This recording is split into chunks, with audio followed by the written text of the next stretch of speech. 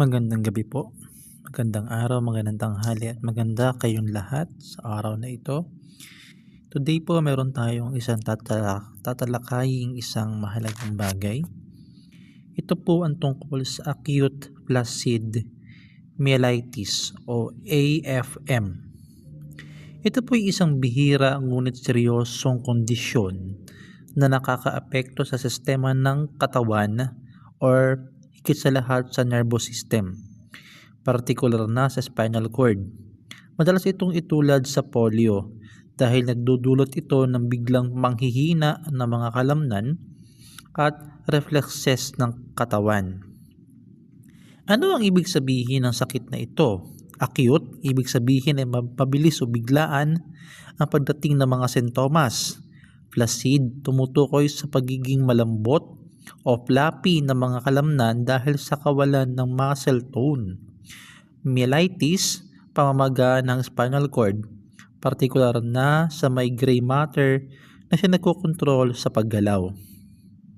Ano ang mga pangunahing sintomas nito? Kadalasan ng mga pasyente na karamihan ay mga bata ay nakakaranas ng muna ng lagnat, ubo, bago lumalabas ang iba pang mga sintomas. Kabilang na dito ang biglaang panghihina ng mga braso o binti, pagkawala ng reflexes, halimbawa hindi gumagalaw ang tuhod kapag tinapik, panghihina ng mukha, pagtulo ng laway, hirap sa paggalaw ng mata o paglaylay ng talukap ng mata o dropping eyelids, hirap sa paglunok o pagkabulol sa pagsasalita. Seryosong komplikasyon sa malalang kaso, maaaring manghina ang mga kalamnan na ginagamit sa paghinga, kaya nangangailangan ang pasyente ng ventilator. Ano naman ang mga sanhi nito? Bagamat patuloy pa ang pag-aaral ng mga eksperto, pinaniniwala ang sanhi ito ng mga virus tulad ng enteroviruses, halimbawa ay EB, D68 at EBA71. Mahalagang malaman na bagamat parang polio ang sintomas, hindi poliovirus ang sanhi ng AFM. Paano naman ito maiiwasan? Dahil ang virus ay madalas na pinagmumulan nito, ang mga hakbang sa pag-iwas ay katulad ng sa karaniwang sakit.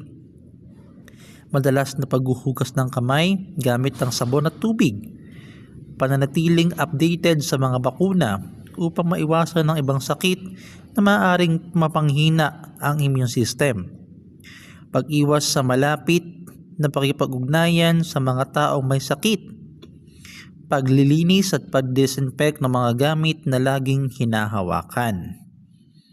So ayun po yung mga nabanggit natin Yun po yung isang uri ng sakit nga na kung tawagin ay acute flaccid myelitis. So sabi po dito mga kaibigan lagi na po nating tandaan na ang sakit na ito ay isang medical emergency. Kung ang isang tao, lalo na ang mga bata, ay biglang makakaranas ng panghihina ng braso o binti, dapat itong isugod agad sa ospital para sa MRI at tamang pagsusuri. So ganun po yung mga pwede nating gawin Huwag tayong basta-basta na lamang din muna mag-decide kung anong dapat inumin. Pinaka-the best pa rin po ay ating ikonsulta ito sa mga espesyalista, lalo na sa mga doktor na talagang nakakaalam kung ano ito. Mas mabuti na po maging handa kaysa pagsisi tayo sa bandang huli. Maraming salamat po sa inyong pakikinig at panonood nitong aking ginawang video. Salamat po.